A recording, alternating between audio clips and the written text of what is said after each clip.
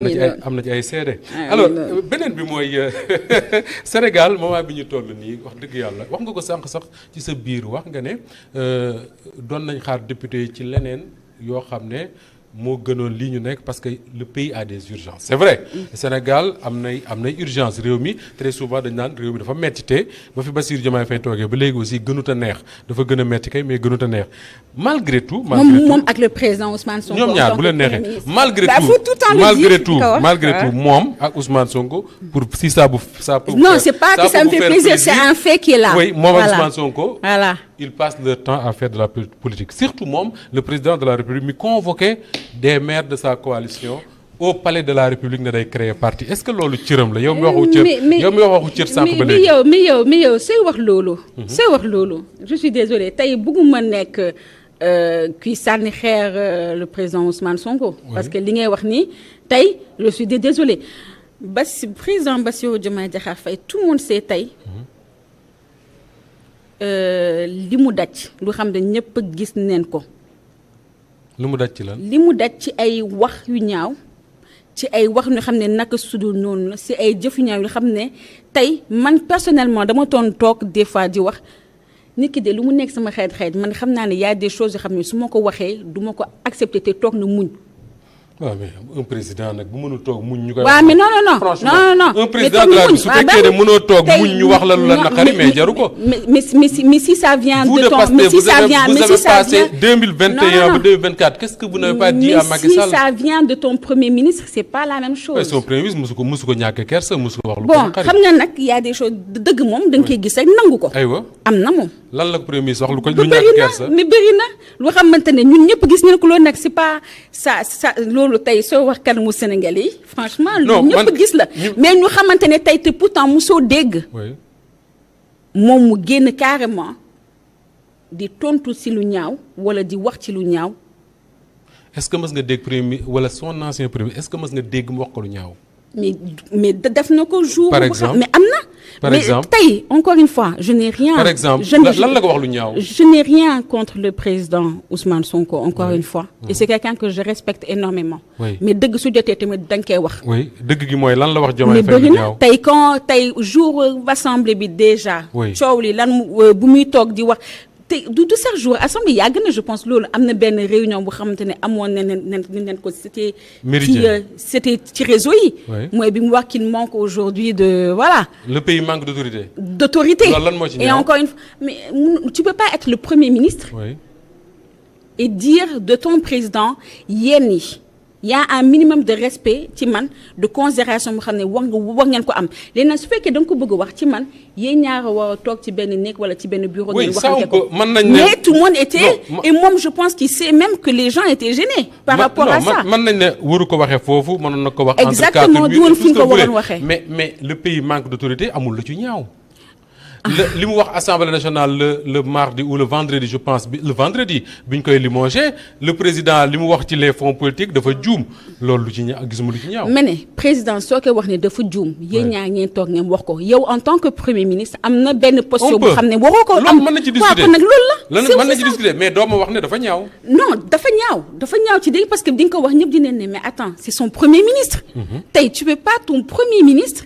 dem di le dénigrer directement ci plateau yi. d'accord maintenant wala ci presse bi. y a un minimum. d'accord man aussi ma jàpp également que ni le président quand même ak li nga fi wax yépp est-ce que amul leneen lu mën a def lu dul toog biir palais di créer parti politique.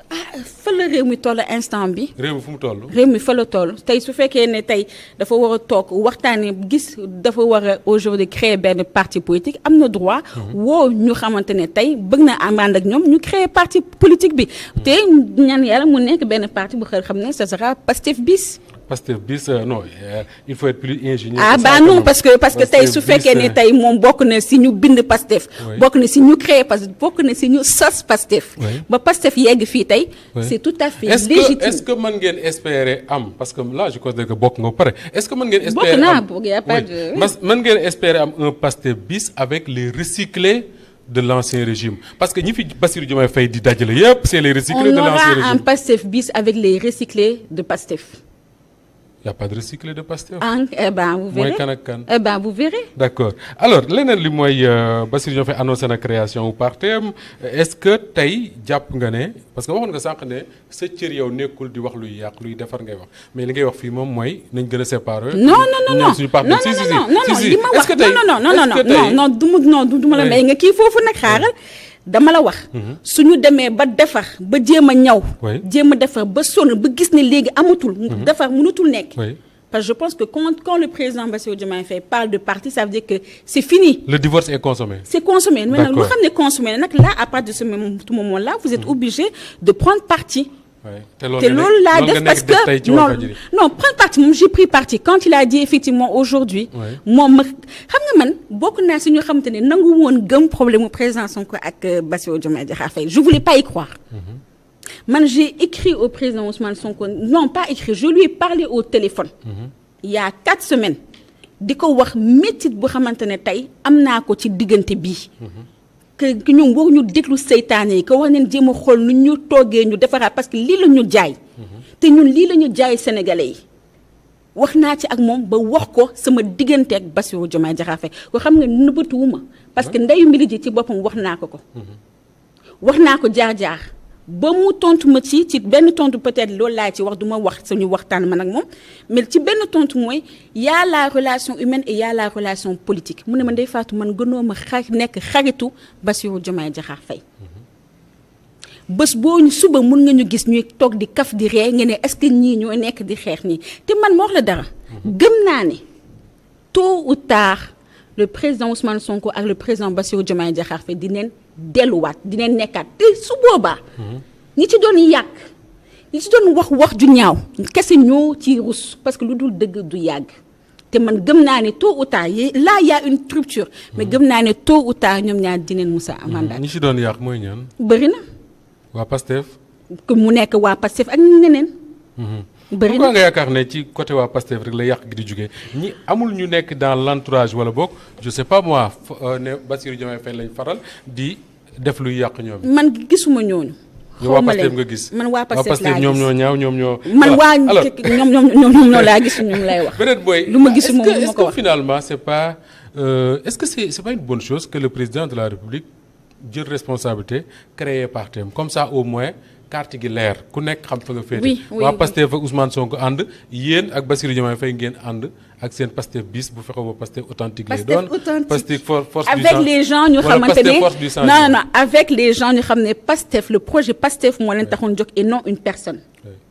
C'est la première fois dans l'histoire du Sénégal peut-être même du monde qu'un président de la République def comme les syndicalistes c'est-à-dire que comme waa AJ/PADS quoi dàq kii mu dem créer force du changement est-ce que Bassirou Diomaye Faye mënul gën a yëkkati boppam que di créer loo xam ne un Pastef bis dañ koy woowee mais parce que là dañ doon miin CNTS Cheikh Diop mënu ko jiite mu dem créer CNTS FC je ne sais pas ma xaw ma nan Baxaw Jong ñëw créer CNTS FC authentique tey on a ça avec le président de la République du Sénégal.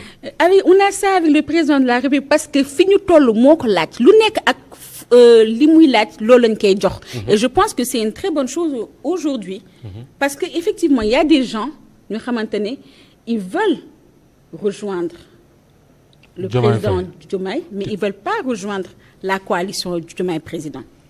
ci waa Pastef bi. bien donc sûr su créé parti ñu ñëw mais mënuñu parce bokk que oui parce que ba tey yaa ngi gis sa bopp parce que c'est le projet Pastef moo la tax a jóg ñi xam ne projet Pastef dafa am dara lu xamante ne tey man personnellement bokk na ci lu xam ne gën na tax ma jël sama décision pour bés bu créer parti ma dem. muy le manque parti bi dañoo dem ba amatuñu y a plus de démocratie. Ah oui? Oui, ci Pastef. Pourquoi? y a un xam nga man dama mës a nekk benn xeexkat télé laay waxee man en réunion quand je suis pas d'accord moi je dis je suis pas d'accord. bugguma lii non lii man je dis ce que je pense. xala xoolu man ndax yow li ma lay wax neex na wala neexu la. man damay xool ne li may wax ni ci man mooy li xam ne moo gën pour Sénégal te man lii laa gëm donc man lii laay wax. man je suis pas le genre bu xam ne président day wax ma ne ko ayoo gongo déedéet. man damay toog wax li xam ne man loolu laa gëm. et je le défends. Il y a plus de démocratie au Pastef. Maintenant il y a plus de démocratie pour deux choses. oui yoo xamante ne man j'ai pas apprécié. La première des choses, il y a un communiqué du bureau politique qui était sorti. Temps yee. Je fais partie du bureau politique je peux pas en temps tey ma nekk bureau politique jékki-jékki saa gis benn communiqué signé bureau politique bu génn. te ñun defuñu réunion. non defuñu réunion. on nous a imposé un communiqué par signé bureau politique tey ñun mais encore une fois ñun duñu xaru kenn en fait. dara suy am décision suñ koy am dañ koy toog ñu waxtaanee ko ñu jël décision mu nekk vote. loolu mooy démocratie et c'est pour ça que ñu doon xeex APR. C'est pour ça que ñu doon xeex tey li xam ne tey mu ngi. C'est la première raison. La deuxième qui fait que amul démocratie Pastef. quand aujourd'hui ñu toog ñu ne dañuy dugal ñu nekk ci bureau politique bi. mooy dernière nomination bureau politique bi. oui il y avait une réunion du conseil national. on était plus de 100 et quelques. oui. tey le président est venu effectivement dire dama bëggoon dugal ñii ak ñii ak ñii ak ñii loo leen ci xalaat. ku nekk wax man tamit j'ai pris parole et j'ai dit ce que je pensais par rapport à ça. D'accord Joanne. non d'accord woon naa ci j'ai pas de problème pour les gens qu'on a mis mais je lui disais effectivement que je pense qu'il devrait avoir plus de femmes. maa ngi ko doon wax loolu et que parti bi dafa commencer yàqu. maa ngi koy wax foofu parce que man li may wax tragaluma ko te li may wax du tey laa ko wax. oui mooy élément de langage Diomaye yi rek. parti bi waaw élément de langage parce que mooy élément de vérité. élément de langage. de vérité. de vérité parce que loolu moo am. mais ne tey moi je suis pas d'accord pour ça et ça et ça et ça effectivement lii waroon na parce que parti ba nga commencé yàqu président Ousmane Sonko bëggul sax ñuy wax loolu mais loolu moo commencé woon am.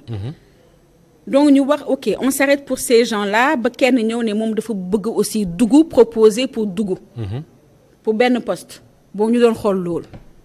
lendemain bi ñu génnee liste bu xam ne tey ñoom ñoo waroon nekk ci bureau politique bi. et il y a des gens qu'on a mis ñu xam te ne waxtaanee wuñu ko ci réunion bi. mais est-ce que dafa am des textes de votre parti. oui yu wax ne su di waree dugg ci bureau politique bi. dañ ko doon bi conseil national bi moo taxoon le président du parti convoqué le conseil national. D'accord. pour ñu waxtaanee ñi war a dugg ci bureau politique bi. léegi man liste bi ñu joxoon. bu xam ne ñii ñoo war a dugg le lendemain on se retrouve avec cette liste là mais avec d'autres personnes. Avec d'autres personnes. Est-ce que les textes de votre parti joxul seen président enfin de votre ex-parti. joxul seen joxul président wu c'est la démocratie. est-ce que joxul président wu Pastef. mun na pouvoir mën a dugal ñooñu noonu. day proposer. day le conseil national valide. validé d'accord. et c'est ce qu'on a fait on a validé. li mu ñu wax. loolu la ñu validé et le lendemain on se retrouve avec une autre personne qui n'était pas dedans. oui léegi dans un autre poste maintenant man. oui. question mooy que encore une fois ñun dañoo dugg ci politique pour suñu dëkk. oui. mais tamit on peut pas nekk fenn on prend des décisions pour nous. sans pour autant en fait day mel ni il y a un rapport de force en fait. d'accord c'est pas ça c'est pas ça l'idéologie du Pastef parce que nee nga parti baa ngi yàqu.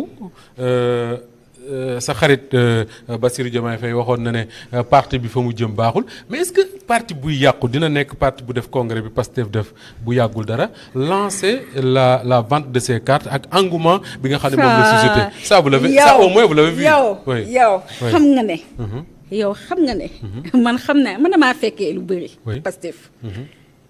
engouement bu xamante ne tey wooteel ko am ci vente carte yi su doon il y a quelques années du engouement bi. non le Pastef ça a beaucoup baissé. non, ah si non c'est plus la même chose. non le Pastef d'il y a quelques années mënul lii nañ waxante rek li fi am. non Bassirou Diomaye Faye lui-même mënul lii xew nii par rapport ak vente carte yi. Bassirou Diomaye Faye lui-même moo wax ne amoon nañ fi objectif ba jaay 500000 cartes boobu moom moo jiite Pastef mënul sax jaay 100000 ba fan yi xale yi naan ko da ngaa amul bay rek mënoo jaay moo tax. alors là tu as un parti boo xam ne en une journée jaay na 100 et quelques mille cartes fixé boppam 1 million de cartes def un congrès boo xam ne même ñi leen contre nangu nañ ne ce congrès là c'est le congrès d'un grand parti quand on vient me dire que parti boobu mi ngi dee man. dafa may jaaxal on a vendu ça hein? Vous êtes sûr? Quoi? Je demande si vous êtes sûr qu'on a vendu ça. vous n'êtes pas sûr non, de ça? Non dama la laaj c'est une question. su fekkee vendre nañ ko taw bi mais dama la laaj. ils ont vendu ça. ah ok daf la leer yow. oui j'ai vérifié. ah foofu waaw vérifier après ñu waxtaanee ci. parce que non sooy. non vérifier après ñu la waxtaanee seule ci source bi nga koy vérifier mooy waa Pastef seen bopp. vérifier. après ñu waxtaan Birame Souleye bi nga xam ne moom moo koy def ak ki nga xam ne moo gérer les finances du parti et ce qu'ils te disent clairement mooy jaay nañ lii ak lii ak lii et ce parti là bi nga xam ne seen patron président de la république sa xarit moom moo wax ne il y a quelques années mënuñu woon a jaay 100 000 cartes parti boobu tey romb ko di dem il faut le reconnaître ça même boo leen bàyyee. mais ne demal nga vérifier ndax chiffres yi baax na après ñu waxtaan naat ci. non moom kay bu chiffres yi baaxul rek chiffres yi Diomaye ba yor baaxul. man waxuma fi Diomaye de danga man ci lii nga ma laaj. ma ne la neen tem ba xool ndax chiffres ñu joxe baax na wala déet man lu kese laa wax. te yow fan nga war a teg ne chiffres yi baaxul teguma dara dama la poser question dama la ne est-ce que dafa leer. les questions c'est moi qui oui mais non maintenant moi non on va renverser la tendance. Man je pratique la classe politique depuis au moins 25 ans la classe politique sénégalaise là. dama ne la. parti yi fi nekk ci Sénégal. muy le PS le parti démocratique sénégalais beneen ak beneen depuis au moins 2000 amu ci benn parti boo xam ne xëy nga suba lancer une vente des cartes mu susciter engouement bi. amul d'accord ok. bah si vous le dites non je le dis. je le dis parce que dama ko xam. ah bah y a pas de souci amu ci benn problème. alors pour avancer un peu alors parlons de Kaolack. Oui. Parce que yaa ma wax sànq ne Kaolack nga jóge cette ville là c'est une ville carrefour Kaolack dëkk la boo xam ne d'ailleurs fa laa interviewé woon wala fa lañ interviewé woon Bassirou Diomaye Faye ci élection ya tey mën naa ñëw di ñu xas mais booba xas ñu woon alors. yéen a def lu tax mu leen di xas. moom moo def li tax ñu wax ko te tant que mi ngi continuer di ko def ñu continuer di ko wax. moom tamit kon mun na continuer di ko wax. ça c'est pas un problème allons-y na wax ñu wax. alors soo leen faree ba mu ëpp aussi da koy wax. waaw tey de bu leen neexee wax ñu dañoo far. bah oui. waaye tey bu leen neexee wax nañu dañoo far pendant des années moom amul fu mu waxee fu dul lool. ah bah je lui dis. ah bah oui. On se connaît très bien là.